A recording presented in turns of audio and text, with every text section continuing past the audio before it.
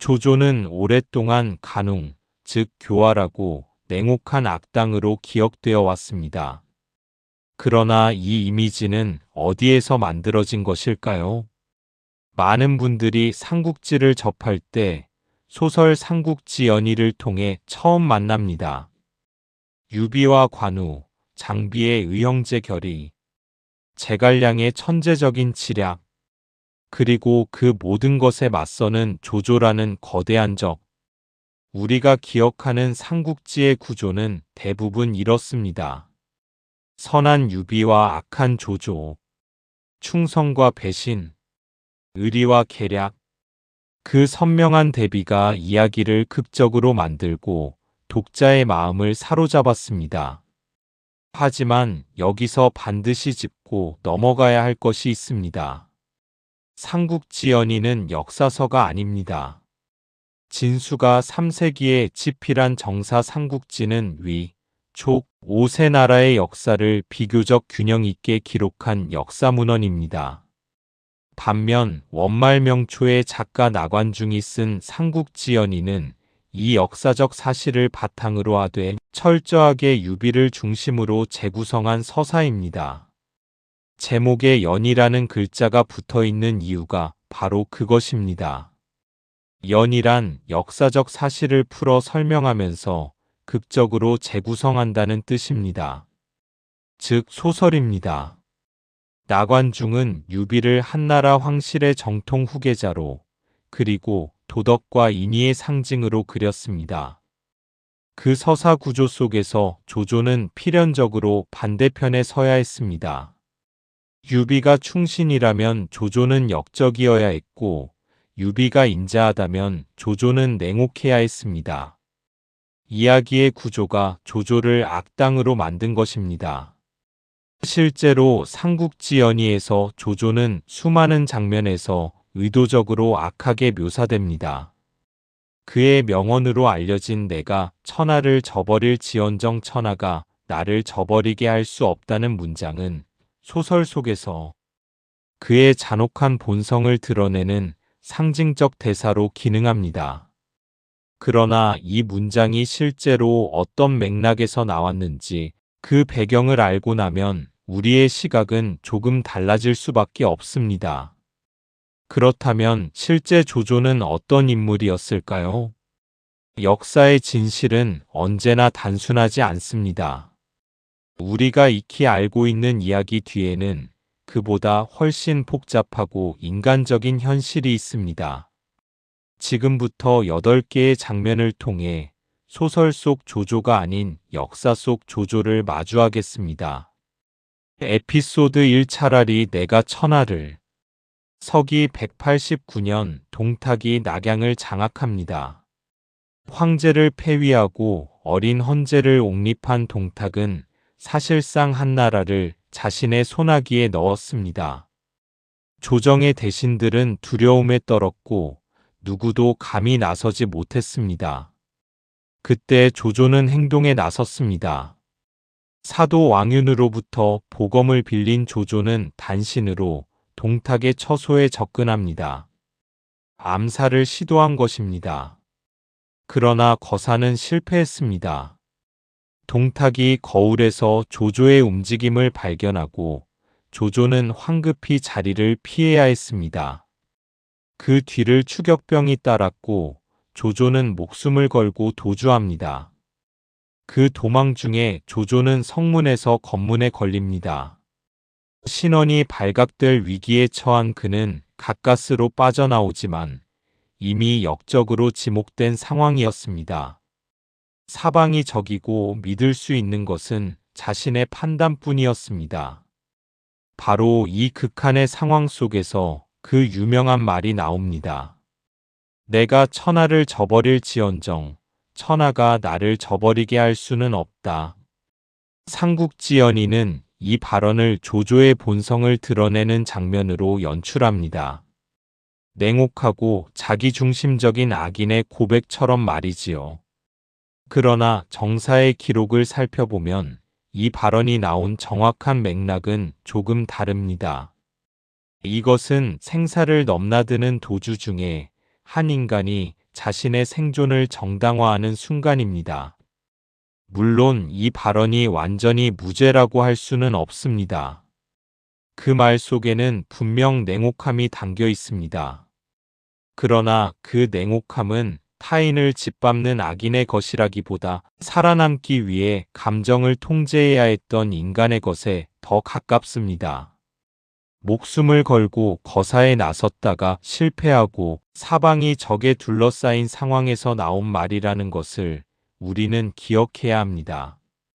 에피소드 2 여백사 사건. 동탁 암살 실패 이후 도주하던 조조는 아버지의 옛 친구인 여백사의 집에 몸을 의탁합니다. 여백사는 반갑게 그를 맞이하며 음식을 준비하기 위해 자리를 비웠습니다. 그런데 조조는 집 안 어딘가에서 칼을 가는 소리를 듣습니다. 그리고 누군가 묶어놓고 잡자는 말을 엿듣습니다. 조조는 판단을 내립니다. 자신을 잡으려는 것이라 확신하고 먼저 행동에 나섰습니다. 결과는 참혹했습니다. 그 집 사람들 여럿이 조조의 칼에 목숨을 잃었습니다. 그러나 곧 진실이 드러납니다. 그들이 준비하고 있던 것은 조조를 위한 돼지였습니다. 식사를 대접하기 위한 준비였던 것입니다. 이후 길에서 여백사를 마주친 조조는 그마저도 베어버립니다. 살아 돌아가 자신의 행적을 알릴 것이 두려웠기 때문입니다. 이 사건은 삼국지 연희가 조조를 악당으로 확정짓는데 결정적인 역할을 합니다. 소설은 이 장면 이후 조조를 돌이킬 수 없는 냉혹한 인물로 그려냅니다. 그리고 이 비판은 쉽게 무시할 수 없습니다. 여백사 사건은 조조의 가장 어두운 면을 보여주는 장면이 맞습니다. 무고한 사람들이 조조의 오판과 공포 때문에 죽었습니다. 그러나 동시에 우리는 그가 처한 맥락을 외면해서도 안 됩니다. 조조는 국가 권력에 의해 역적으로 몰린 상황이었습니다. 사방이 감시자였고 작은 실수 하나가 죽음으로 이어지는 시대였습니다. 그 극도의 긴장과 공포가 오판을 낳았습니다. 그것이 용서가 될 수는 없습니다.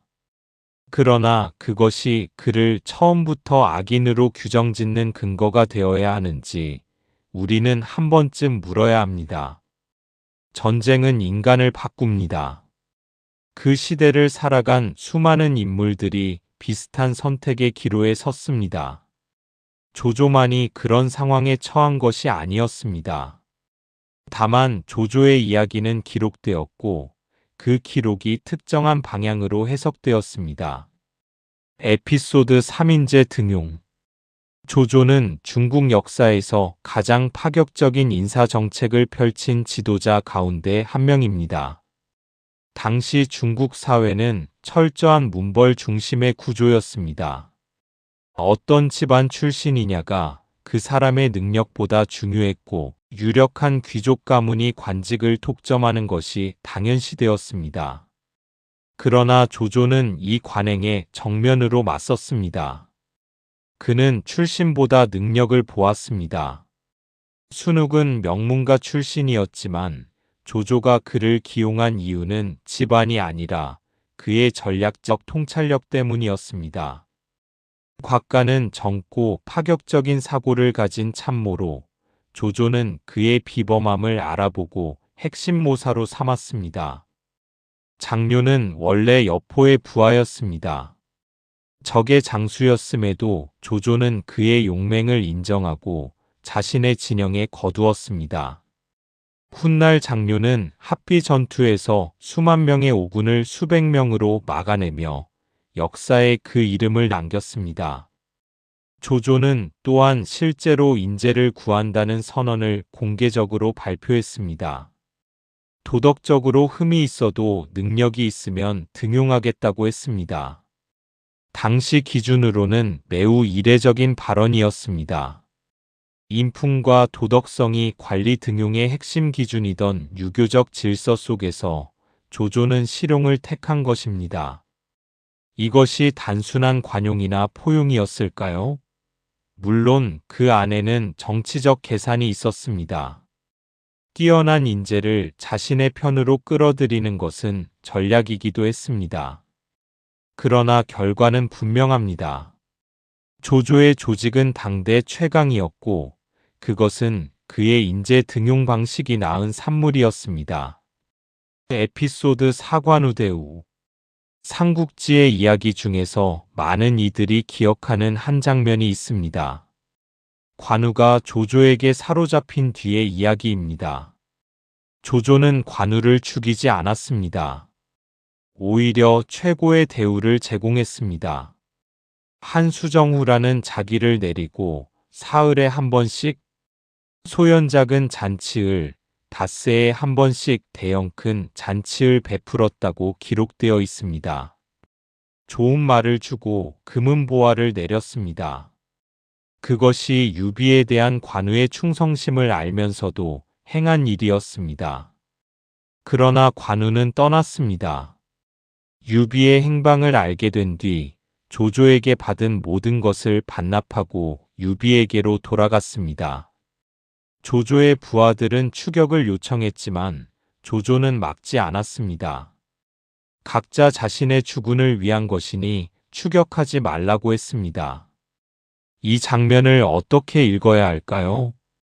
삼국지연의는 이 장면을 조조의 계산된 행동으로 해석합니다. 관우를 회유하려 했지만 실패한 것이라고요. 그러나 동시에 이 장면은 다른 해석을 허용합니다. 조조는 인물을 알아보는 사람이었습니다. 관우의 충성심과 무용을 진심으로 아꼈고 그것을 억지로 꺾으려 하지 않았습니다. 그가 떠나는 것을 허용한 것은 적어도 그 순간만큼은 정치적 계산을 넘어선 인물에 대한 존중이었는지도 모릅니다. 물론 정치와 감정은 항상 뒤섞입니다. 조조의 행동이 순수한 의리에서 비롯되었다고 단정 지을 수도 없습니다. 그러나 적장을 살려보내고 추격조차 하지 않은 결정은 단순한 악당의 행동이라고 보기 어렵습니다. 에피소드 5 관도대전 서기 200년 조조는 역사의 분수령이 될 전투를 앞두고 있었습니다. 원소는 당시 중국 북방을 장악한 최강의 세력이었습니다. 병사의 수, 물자의 풍요, 가문의 권위, 그 어느 것을 봐도 조조와는 비교가 되지 않았습니다. 원소의 군세는 10만을 넘었고 조조의 병력은 그 수분의 1에 불과했습니다.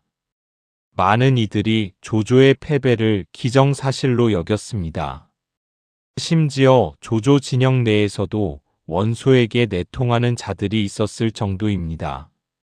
그런데 조조는 이겼습니다. 승리의 결정적 전기는 오소였습니다. 조조는 원소의 군량 보급창인 오소를 기습해 불태웁니다. 정보전과 기동전을 결합한 이 판단은 전세를 단숨에 뒤집었습니다. 군량이 불타자 원소군은 무너졌고 조조는 북방 통일의 발판을 마련합니다. 관도대전은 단순한 전투의 승리가 아닙니다. 이것은 조조가 단순한 운의 인물이 아님을 보여주는 사건입니다. 극도의 열세에서도 판단하고 결정하고 실행할 수 있는 능력. 정보를 읽고 상대의 약점을 찾아내고 결정적 순간에 모든 것을 거는 용기. 이것이 조조를 전략가로 평가하는 근거입니다. 에피소드 6적벽대전 패배. 그러나 모든 전투에서 조조가 승리한 것은 아닙니다. 208년 조조는 남방 통일을 목전에 두고 적벽에서 대패합니다. 송권과 유비의 연합군에 맞선 이 전투에서 조조는 수십만 대군을 잃었습니다. 중국 역사상 가장 유명한 전투 가운데 하나인 이 패배는 조조의 천하통일 꿈을 사실상 좌절시켰습니다. 왜 졌을까요? 삼국지연의는 제갈량의 동남풍 기도와 화공 전략을 적벽 승리의 핵심으로 극적으로 묘사합니다. 그러나 정사의 기록을 들여다보면 좀 더 복합적인 이유들이 보입니다. 조조의 군대는 북방 출신으로 수전에 익숙하지 않았습니다. 전염병이 돌아 이미 전투력이 약화된 상태였습니다. 그리고 무엇보다 조조는 자신의 군세가 너무 강하다는 과신에 빠져 있었습니다. 관도대전에서 열세를 딛고 승리한 경험이 있는 그였습니다. 그 성공이 역설적으로 함정이 되었습니다. 환경을 오판했고 자신의 강점과 상대의 전략을 제대로 읽지 못했습니다. 적벽의 패배는 조조의 한계를 보여주는 동시에 그가 완전 무결한 천재가 아니라 실수하고 배우는 인간이었음을 보여줍니다. 그리고 바로 그 인간적 면모 속에 역사의 무게가 있습니다. 에피소드 700성 정책. 전쟁이 계속되는 동안 중원의 백성들은 피폐해지고 있었습니다. 군벌들이 각지에서 충돌하며 농지는 황폐해졌고 식량은 바닥났으며 인구는 급감했습니다. 싸우는 군대를 먹이는 것조차 어려운 상황이었습니다. 조조는 이 문제를 해결하기 위해 둔전제를 시행합니다. 버려진 황무지를 개간하고 유랑하는 백성들을 정착시켜 농업에 종사하게 했습니다. 군인들도 전투가 없는 기간에는 농사를 짓게 했습니다. 이것은 단순한 식량 확보 전략이 아니었습니다. 전쟁으로 무너진 사회적 기반을 다시 세우려는 시도였습니다. 정사의 기록에 따르면 둔전제의 효과는 실질적이었습니다. 수확량이 늘어났고 군량 문제가 완화되었으며 유민들이 다시 정착 생활을 시작했습니다. 황폐해진 땅에 다시 사람이 돌아왔습니다. 조조는 또한 세금 제도를 정비하고 가혹한 형벌을 줄이려 노력했습니다. 물론 전쟁의 시대에 이 모든 것이 완벽하게 이루어졌다고 볼 수는 없습니다. 그러나 적어도 그는 백성을 단순한 전쟁 자원으로만 보지 않았습니다. 권력을 쥔 지도자가 민심을 돌아본다는 것, 전쟁의 와중에도 내일을 설계하는 정치를 한다는 것, 이것이 조조를 단순한 군벌이 아니라 국가 경영자로 평가하는 근거입니다. 에피소드 8 시인 조조. 우리가 조조를 이야기할 때 자주 있는 것이 있습니다. 그는 시인이었습니다. 조조가 남긴 문학 작품들은 중국 문학사에서 독립적인 자리를 차지합니다. 그의 시는 건합문학이라 불리는 시대를 열었고 아들 조비, 조식과 함께 삼조라 불리며 중국 문학의 한 봉우리를 이루었습니다. 전쟁터에서 그리고 권력의 한가운데서 조조는 시를 썼습니다. 그의 대표작 중 하나인 단가행에는 이런 구절이 있습니다. 인생의 덧없음을 노래하고 인재를 갈망하며 천하의 평화를 꿈꾸는 내용입니다. 정복자의 오만함이 아닙니다. 그 안에는 시간의 흐름 앞에 선 한 인간의 쓸쓸함이 있습니다. 관창회에서 그는 바다를 바라보며 웅장한 자연 앞에 선 자신을 노래합니다.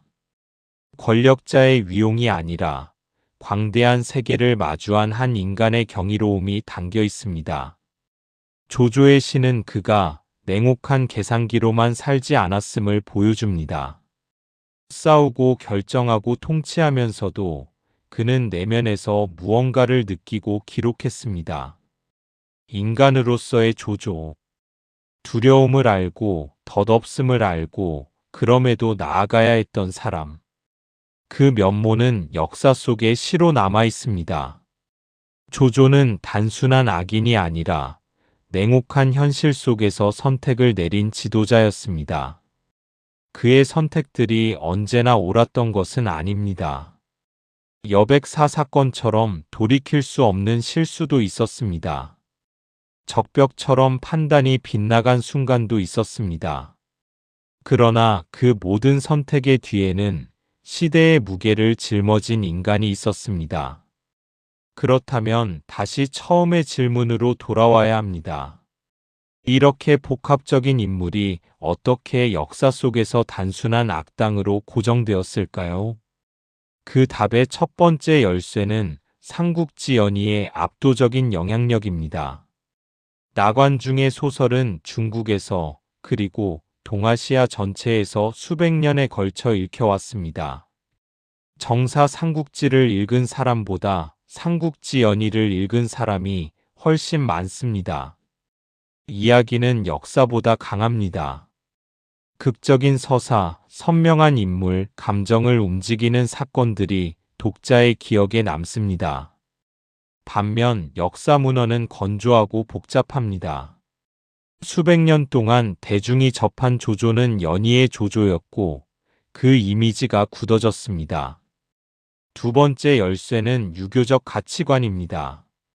중국과 조선을 비롯한 동아시아 사회는 유교를 핵심 이념으로 삼았습니다. 그 중심에는 충이라는 가치가 있었습니다.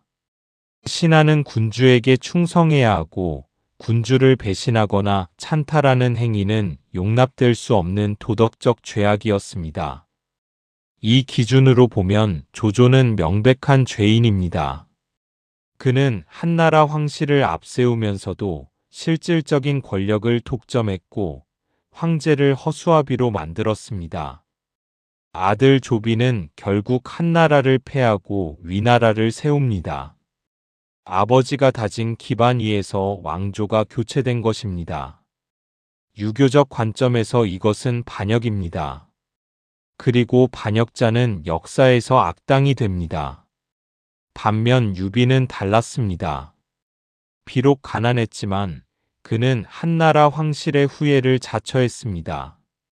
그는 인의를 내세웠고 백성을 위한다는 명분을 앞세웠습니다. 유교적 이상에 훨씬 가까운 인물로 그려졌고 그래서 서사의 주인공이 될 수 있었습니다. 세 번째 열쇠는 승자의 서사입니다.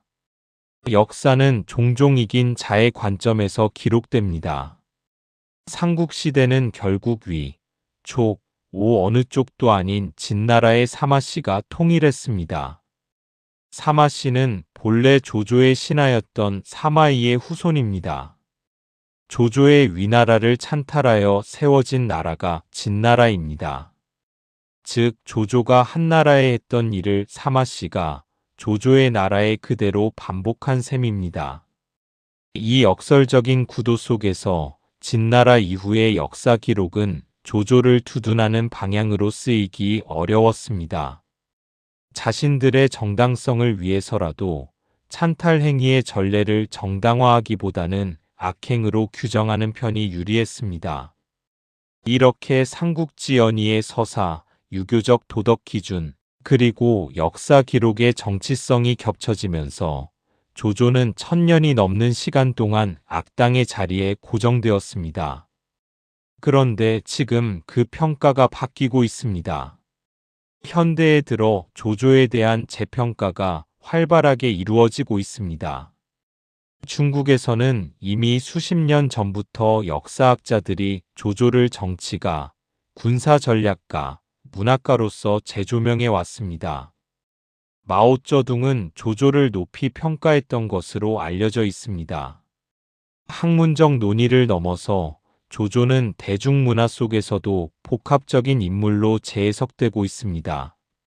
드라마와 영화, 소설들이 조조를 악당이 아닌 비극적 영웅, 혹은 시대의 산물로 그려냅니다. 이 변화는 무엇을 의미할까요?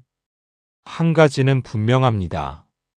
우리가 역사적 인물을 평가하는 기준이 달라지고 있다는 것입니다.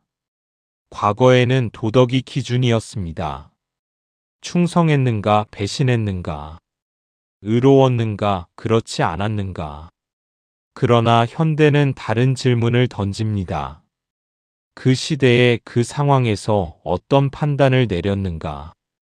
조직을 어떻게 이끌었는가? 민생을 어떻게 다루었는가? 어떤 유산을 남겼는가?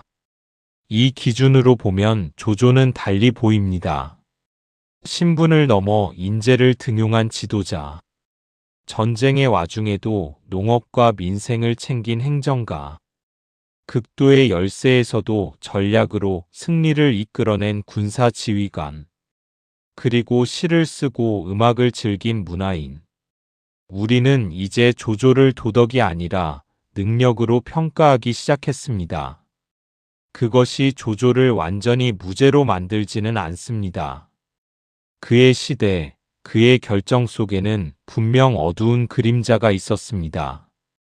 여백사의 죽음은 지워지지 않습니다. 황제를 허수아비로 만든 것도 사실입니다. 그러나 그 어둠이 그의 전부가 아니라는 것, 우리가 알고 있던 이미지가 역사 그 자체가 아니라 특정한 해석의 산물이라는 것, 그 인식이 지금 퍼져나가고 있습니다. 역사는 고정된 것이 아닙니다. 우리가 어떤 질문을 던지느냐에 따라 같은 인물이 전혀 다른 모습으로 보입니다. 조조에 대한 재평가는 단지 조조한 사람의 명예회복이 아닙니다. 그것은 우리가 역사를 어떻게 읽을 것인가에 대한 더 근본적인 물음입니다.